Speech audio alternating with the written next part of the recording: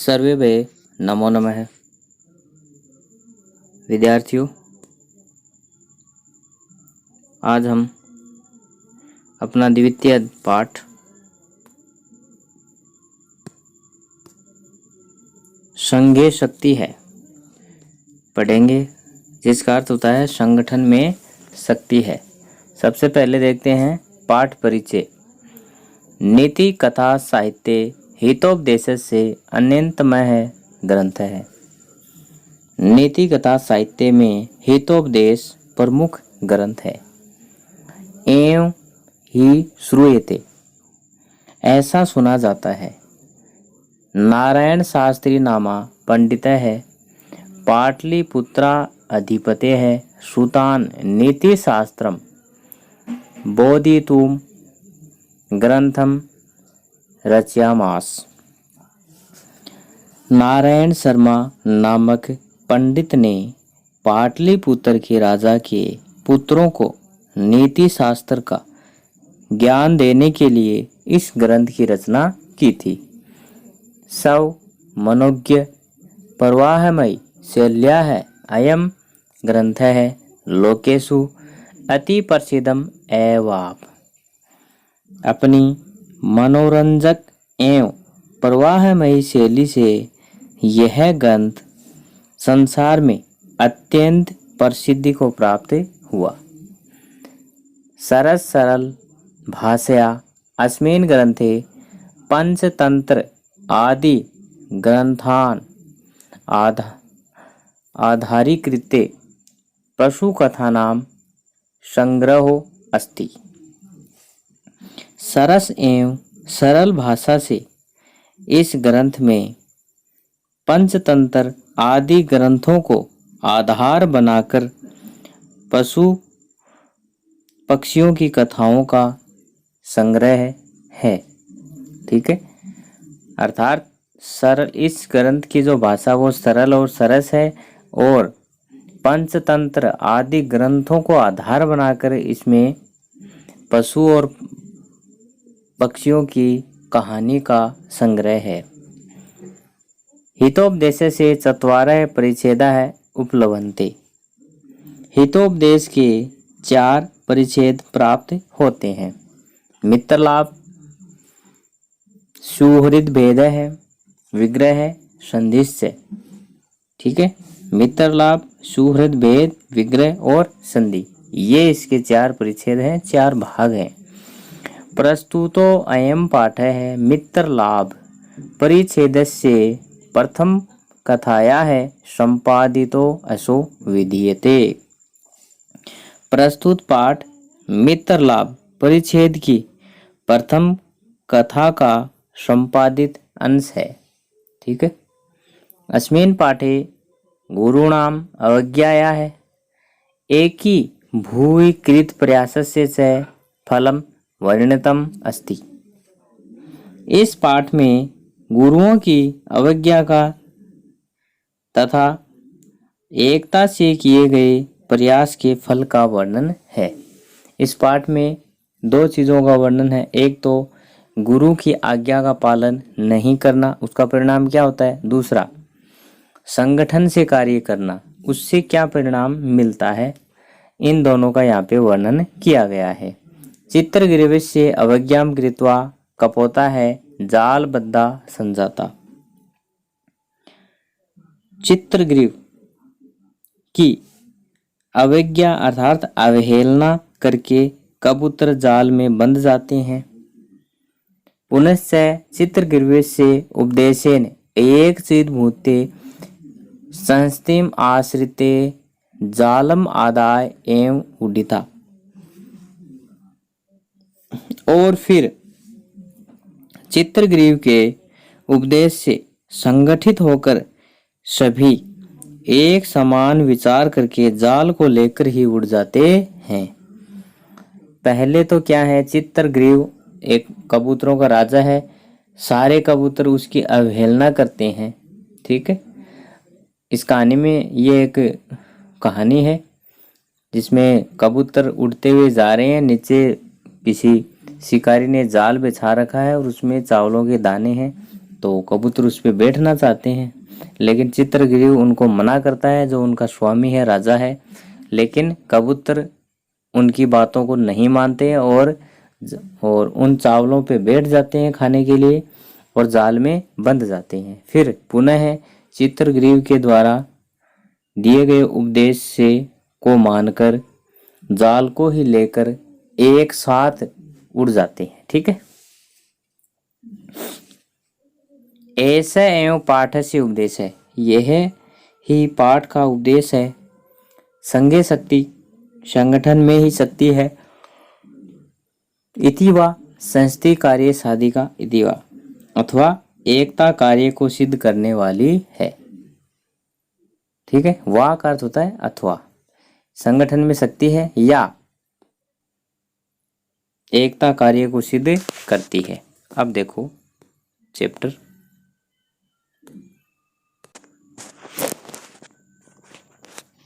अस्ति गोदावरी तीरे विशाल सालमली तरु है। अस्ति का अर्थ होता है गोदावरी तीरे, गोदावरी नदी के किनारे पर विशाल बड़ा सालमली तरु, शेमल का पेड़। शेमल एक पेड़ का नाम है, ठीक है ना। अर्थात गोदावरी नदी के किनारे पर शेमल का एक बहुत बड़ा पेड़ है। अस्ति अर्थात है। नानादिक देशात आगत्ते, रात्रो रात्रि में, पक्षिणौ पक्षी, तत्र वहाँ, निवसंति निवास करते हैं। ठीक है, वहाँ अनेक दिशाओं और देशों से आकर रात में पक्षियों का समूह निवास करता है। यहाँ पे देखो नानादिक अनेक प्रकार की, देशात दिशाओं से, देशात का अर्थ क्या होता है, दिशाओं से। एक मिनट, यहाँ पे जस्त्व संधि है, ना दी क, ठीक है। और दूसरा शब्द बनेगा दे सा ते, धन आ उपसर्ग है प्लस गम, धन लयप, ये इसका विच्छेद हो गया। ठीक है ना। ओके, नानादिक अनेक दिशाओं से, देशात देशों से, आगम लयप आकर, ठीक है। और रात्रो, रात्रो अर्थ क्या होता है, रात में, पक्षिणों, यहाँ पे मूल ये शब्द पक्षीण है, ठीक है। और इसका मूल शब्द है पक्षी, अर्थात प्रथमा बहुवचन है, बहुत सारे पक्षी। ठीक है, अनेक दिशाओं से और अनेक देशों से आकर रात्रि में पक्षी वहां निवास करते हैं। अथ कदाचित अवसान्याम, एक दिन रात समाप्त होने पर, ठीक है ना। अवसान्याम होता है समाप्त होने पर, रात्रो रात के। अस्ताचल चूड़ावलंबिनी, अस्ताचल चूड़ावलंबिनी अर्थात अस्ताचल की शिखर पर जिस प्रकार सूर्य अस्त होता है वो अस्ताचल हो गया। ठीक है, अवलंबनी लटका हुआ, भगवती मुकुंदनी नायकी, भगवती मुकुंदनी का नायक कौन, चंद्रमा, असी हो।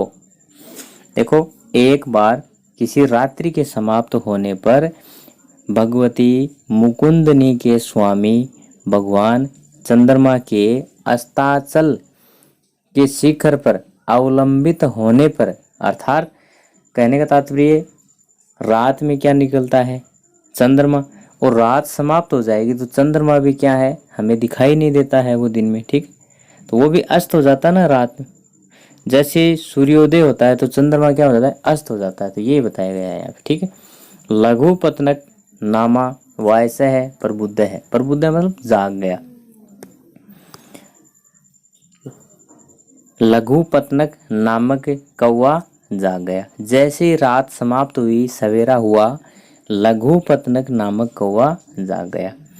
कृतांतम, कृतांतम करता है यमराज, इव इव के समान, द्वितीयम दूसरा, आयांतम आते हुए, व्याधम शिकारी, अपश्यत देखा।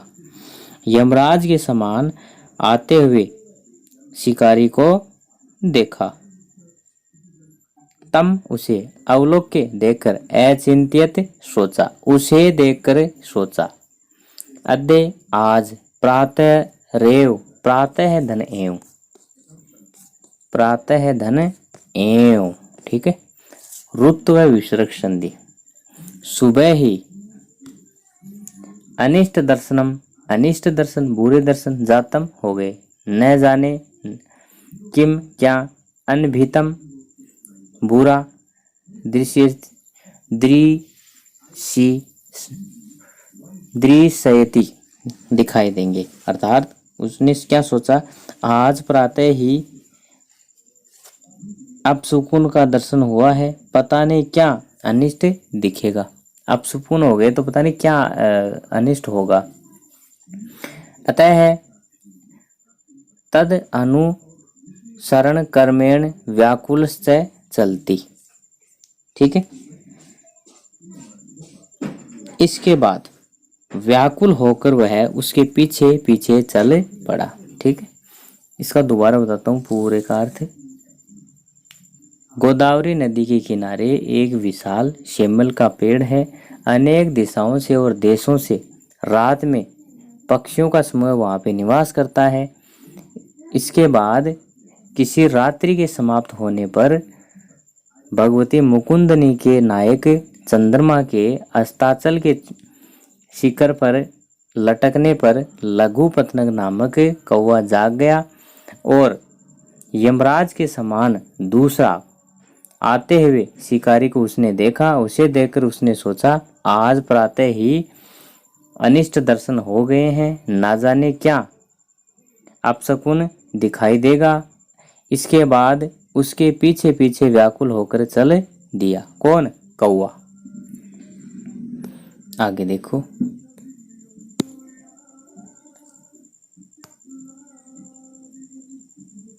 अथ तेन व्यादेन तंडुलान विकीर्ण्य जालम विस्तीर्णम। अथ इसके बाद तेन व्याधेन उस शिकारी के द्वारा तंडुल कणान चावलों के टुकड़ों को विकीर्ण्य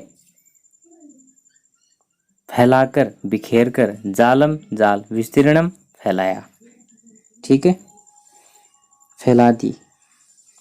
फिर उस शिकारी ने चावलों के कणों को बिखेर कर जाल फैलाया, जाल को फैला दिया। सहच प्रच्छन्नो भूत्वा स्थित है, प्रच्छन्नो अर्थात छिपकर, और वह छिपकर बैठ गया। तस्मिनेव उसी समय काले, तस्मिनेव काले उसी समय चित्रग्रीव नामक कपोत राजा है, कपोत्रों का राजा, सह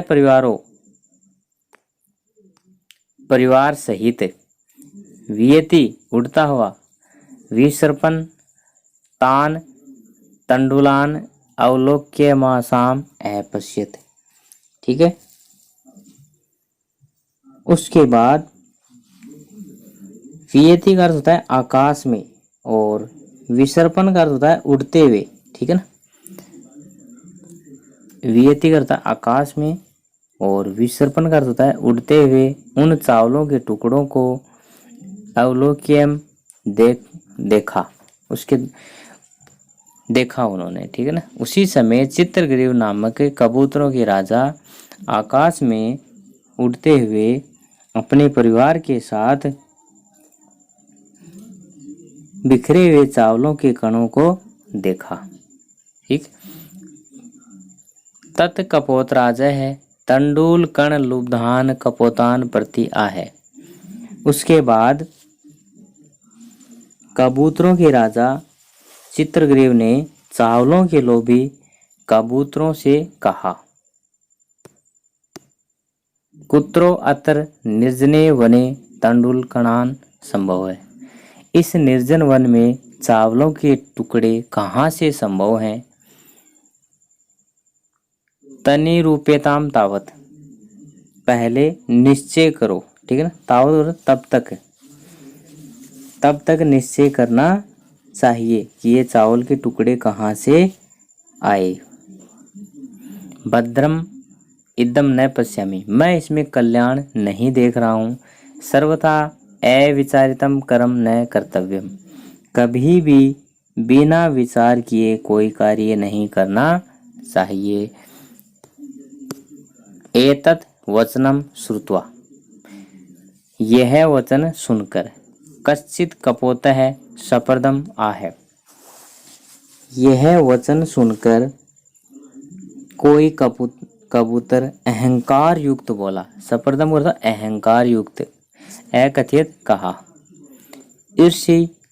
ईर्ष्या करने वाला, घृणी घृणा करने वाला। ताव संतुष्ट है,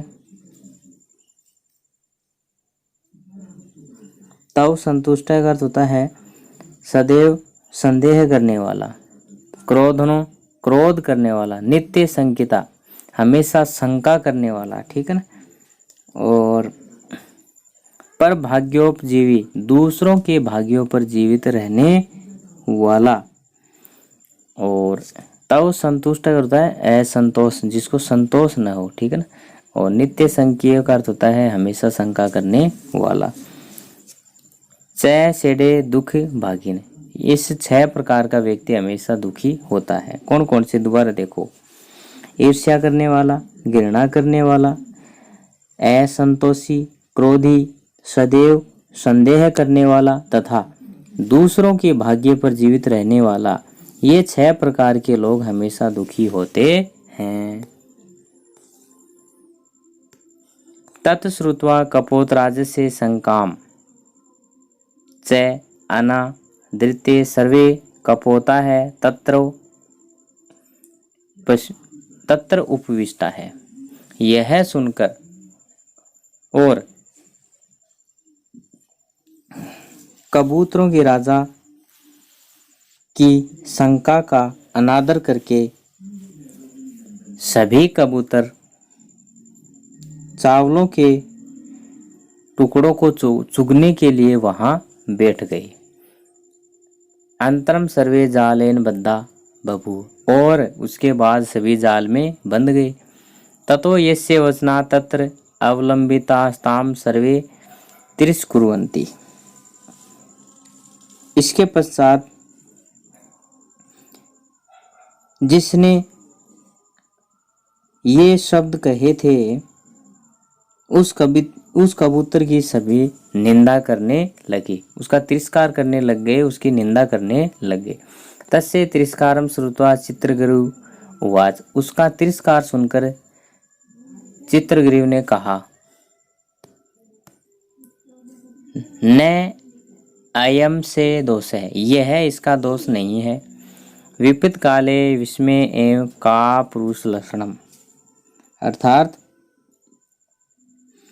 चित्रगुरु ने कहा विपत्ति में घबराना तो कायर पुरुष का लक्षण होता है।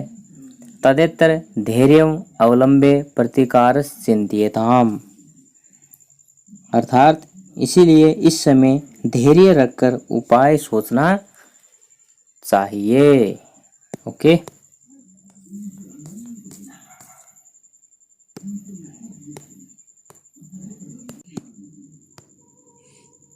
इदानीम अपि एवं क्रियताम, इस समय भी ऐसा किया जा सकता है, इस समय भी ऐसा किया जा सकता है। सर्वे एक चित भूत्वे जालम आदाय उड्यताम, सभी एक मत होकर जाल को लेकर उड़ जाओ। इति विचिंतित सर्वे पक्षिणः है जालम आदायोत पतिता है। यह सोचकर सभी कबूतर जाल को लेकर उड़ गए। ठीक है। अंतरम सह व्यादः सुदूर जालात प्रहारकांतान अवलोक्य पश्चात धावन अकरोत्। इसके बाद वह शिकारी जाल को लेकर उड़ने वाले कबूतरों को दूर से देखकर उसके पीछे दौड़ने लगा। ततस्तेषु चक्षुर्विशेषति क्रांतेषु पक्षिषु च व्याधय निवृत्तः। उसके बाद जब वे पक्षी आंखों से ओझल हो गए, चक्षु विषयाति क्रांतेषु आंखों से ओझल हो गए, मतलब आंखों से दिखाई नहीं दे रहे थे, तब वह शिकारी लौट गया, वापस आ गया। अतः उच्यते, इसीलिए कहा गया है, क्या कहा गया है, अल्पानाम अपि, छोटी छोटी वस्तुओं का भी, वस्तु नाम वस्तु, संस्थि संगठन, कार्य साधिका, कार्य को सिद्ध करने वाला, अर्थात छोटी छोटी वस्तुओं का संगठन मजबूत हो जाता है कार्य को, और उससे कार्य सिद्ध हो जाता है। तीर्णम, तिनकों के द्वारा, गुणत्वम, आपने, बुनाई करने पर, उनको गूंथने पर, बंधते, बंध जाते हैं, मद दंतीन है, अर्थात जैसे तिनकों की बनी हुई, बुनाई की हुई रस्सी से मद मस्त हाथी को भी बांधा जा सकता है। इसका अर्थ दोबारा देखो, छोटी छोटी वस्तुओं का संगठन भी मजबूत हो जाता है और उससे कार्य सिद्ध हो जाता है। जिस प्रकार घास से बनी हुई रस्सी के बल लगने पर मद मस्त हाथी को भी बांधा जा सकता है। ठीक है, ओके, बाय।